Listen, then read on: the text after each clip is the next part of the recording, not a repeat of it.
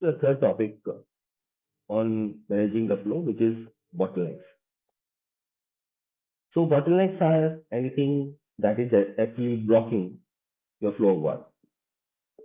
It could be a technical challenge, it could be a regulatory challenge, it could be that we don't have the capacity to do the work. It might be that people who are doing the work had a vacation plan. It could be any specialist who might have to work on a piece of particular item, but that specialist is not available because they're busy in some other priority task. So there can be n number of blockers or bottlenecks, reasons for a blocker or bottleneck. The only way you can manage a blocker or bottleneck is to make it transparent. And how would you make it transparent? Then you have identified all the workflow stages and have visualized them on the board, physical board or the digital board. You will identify which workflow stage is your at which workflow stage is your work stop. Always remember that people and teams are not blockers. It is the actions that need to be taken as a blocker. So when we say that we do not have an architect who can review this piece of architecture because the architect is busy in some other priority task, and hence my work is blocked. So architect is not blocker. The review of this technical architecture document is the block.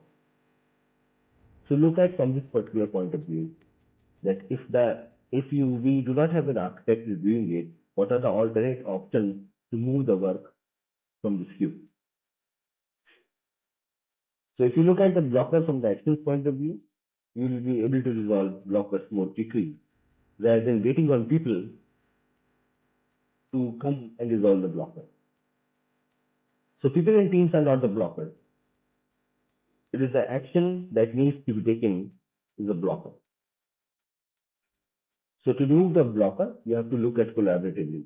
There are various methods to understand why the blocker happened and to understand the various action plans to remove the blockers. One of the methods is blocker clustering. So in blocker clustering, we cluster the same type of blockers into a group. So we create the groups of same type of blockers and then identify which are the internal blockers and which are the external blockers. And we try to find a solution to those group of blockers.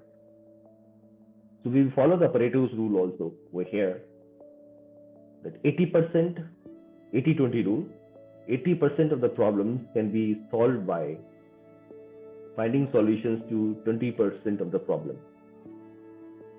So we apply these kind of rules in solving the blockers.